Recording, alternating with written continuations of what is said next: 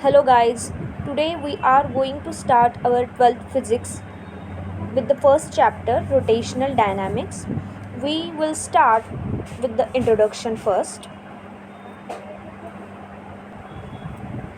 So, first introduction. Circular motion is an essential part of our daily life. Every day we come across several revolving or rotating objects which are rigid objects. Here rigid object is the object which is having no dimensions and no any type of shape. यहाँ पर rigid objects ऐसे रहते हैं जिनको कोई भी size या तो फिर shape नहीं रहता है. During the revolution, the object, every particle in the object undergoes circular motion about some points outside the object or about some other objects.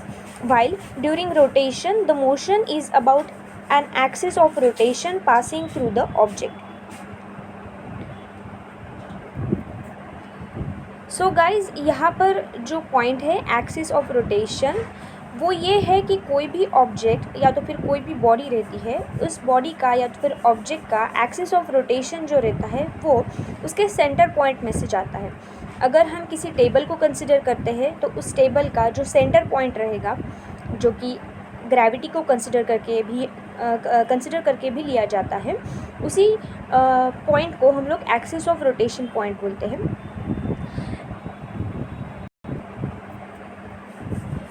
Guys next point है characteristics of circular motion. Circular motion जो रहता है उसके दो types के characteristics रहते हैं. First characteristics है it is an accelerated motion. ये एक एक्सेलरेटेड मोशन है जिसमें as the direction of velocity changes at every instant it is an accelerated motion. जब भी डायरेक्शन रहती है वेलोसिटी की वो एट स्पेसिफिक इंस्टेंट चेंज होती है, उसको हम लोग एक्सेलरेटेड मोशन भी बोलते हैं. सेकेंड पॉइंट है it is a periodic motion. During the motion the particle repeats its path along the same trajectory, दस द मोशन इज़ पीरियोडिक. यहाँ पर ऐसा कहा गया है कि पीरियोडिक मोशन जो रहता है वो पीरियोडिक रहता है. पीरियोडिक इन द सेंस किसी भी आफ्टर सम स्पेसिफिक टाइमिंग, जो कि तुम लोगों का वेव रहता है जीरो से लेके स्टार्ट होता है, जीरो से लेके वन, वन से लेके टू, टू से लेके थ्री. ये जो टाइमिंग रहता है इसी टाइमिंग के हिसाब से तुम लोगों का मोशन होते रहता है. जैसे कि अगर हम लोगों को किसी भी जगह पे जाना हो, जैसे कि सपोज़ हम लोगों को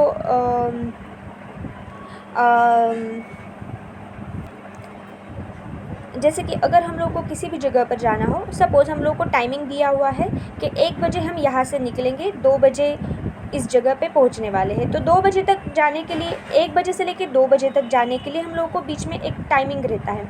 1 बजे के बाद में 1:15 होंगे, फिर 1:30 बजेगा, फिर 1:45 बजेगा, उसके बाद में 2 बजेंगे. इसी को हम लोग पीरियोडिक मोशन रहते हैं. मतलब 1 बजे हम किसी और पॉइंट पे रहेंगे, 1:30 बजे हम किसी और स्पेसिफिक प्लेस पे रहेंगे और 2 बजे हम लोग हमारे फाइनल डेस्टिनेशन पे रहेंगे. इसी को पीरियोडिक मोशन बोलते हैं. So guys, next point है kinematics of circular motion. As seen in 11th standard, in order to describe a circular motion, we use the quantities angular displacement, which is denoted by theta, angular velocity, which is denoted by omega. Omega is equals to d theta by dt, and angular acceleration, that is alpha, that is equals to d omega by dt. यहाँ पर जो kinematics है उसमें different types के linear equations and your algebraic equations रहते हैं. यहाँ पर linear motion and your angular motion, ऐसे दो टाइप से. लीनियर मोशन में जो आपके वेलोसिटी है, डिस्प्लेसमेंट है और एक्सेलरेशन है वो एस, वी एंड ए से डिनोट होता है. और जो आपका एंगुलर मोशन होता है उसमें आपका डिस्प्लेसमेंट थीटा से डिनोट होता है, एंगुलर वेलोसिटी ओमेगा से डिनोट होता है और जो आपका एक्सेलरेशन है वो अल्फा से डिनोट होता है. अभी जो हम लोगों ने क्वांटिटीज़ देखी है वो एनालॉगस टू डिस्प्लेसमेंट रहती है, मतलब analogous with the S, that is v equals to D S by D T and acceleration a bar is equals to D V by D T. These are used in translational motions. Here Also, the tangential velocity is given by v bar is equals to omega bar into r bar, where omega is the angular velocity.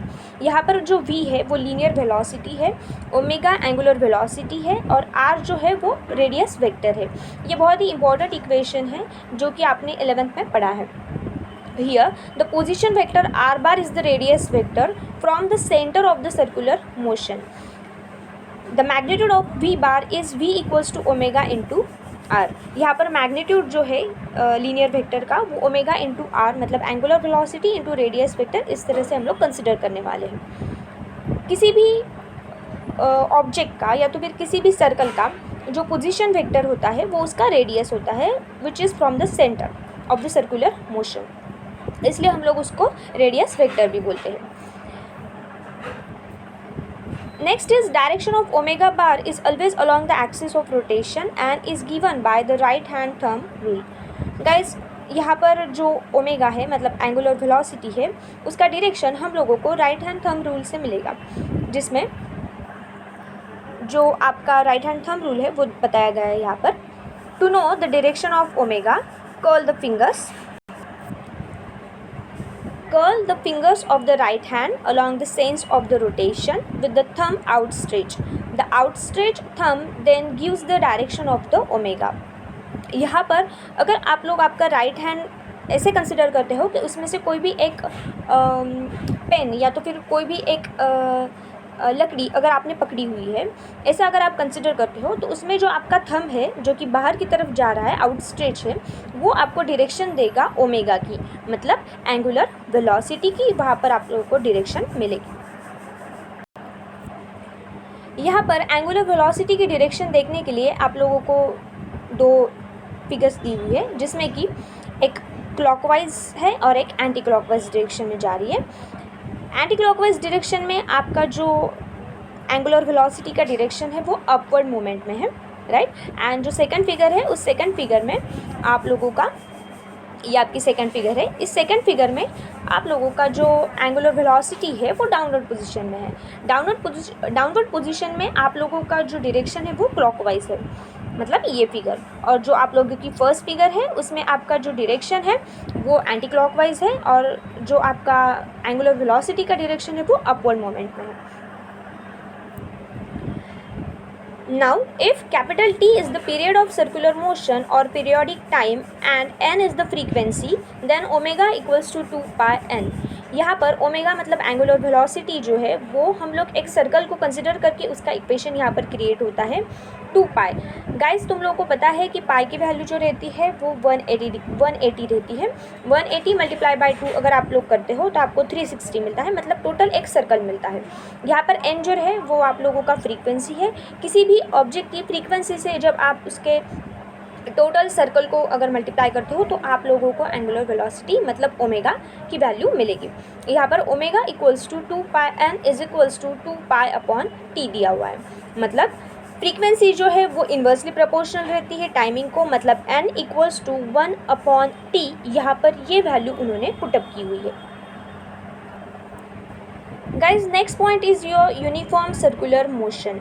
During the circular motion, if the speed of the particle remains constant, it is called uniform circular motion, that is UCM.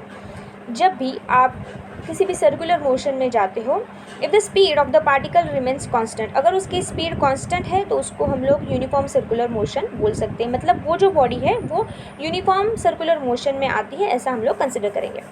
In this case, only the direction of its velocity changes at every instant in such a way that the velocity is always tangential to the path. Velocity जो रहती है वो tangent रहती है किसी भी path को. जैसे कि फिगर में आप लोग देख सकते हैं, वेलोसिटी जो है वो डिनोट किया हुआ है v से. इस फिगर में अगर आप देखते हो तो v बार मतलब वो टेंजेंट ड्रॉ की हुई है इस सर्कल को, ओके. इसलिए वो टेंजेंशियल फोर्स है या तो फिर टेंजेंशियल उसमें टेंजेंशियल या तो फिर टेंजेंट रहती है वो पाथ को. लेकिन कौन सा पाथ है, तो पाथ जो है वो आपका एंटी क्लॉकवाइज जा रहा है. The acceleration responsible for this is the centripetal और radial acceleration, that is AR bar. यहाँ पर जो एक्सेलरेशन है उसको रेडियल एक्सेलरेशन कहा गया है. रेडियल एक्सेलरेशन कब आता है, जब आपका एक्सेलरेशन इन द सर्कल रहता है, in the case of circle रहता है। यहाँ पर A R equals to minus omega square into R bar लिया हुआ है, minus omega square into R bar. यहाँ पर ओमेगा मतलब एंगुलर वेलोसिटी है और आर क्या है, तो रेडियस वेक्टर है। For UCM, its magnitude is constant and it is, that is A equals to omega square r. Guys, यहाँ पर acceleration in terms of angular velocity and radius vector लिया हुआ है। यहाँ पर एक्सेलरेशन कौन सा है, तो लीनियर एक्सेलरेशन है, मतलब कि A है। A equals to omega square R, यहाँ पर ओमेगा की जगह पर V अपॉन आर ये फॉर्मूला पुटअप किया हुआ है, that is from V equals to R into omega. फिर आपको अगर ओमेगा की जगह पे आप अगर V अपॉन आर पुटअप करते हो तो आप लोगों को इक्वेशन मिलेगा V square upon R, that is V into omega. It is always directed towards the center of the circular motion, that is along minus r bar, hence called centripetal। ये जो direction रहती है circular motion की वो कहाँ पर रहती है, टूवर्ड्स द सेंटर रहती है, मतलब सेंटर की तरफ आने वाली रहती है, इसलिए उसको सेंट्रीपेटल बोला जाता है। क्या बोला जाता है, तो centripetal. It is likely like a centripetal force.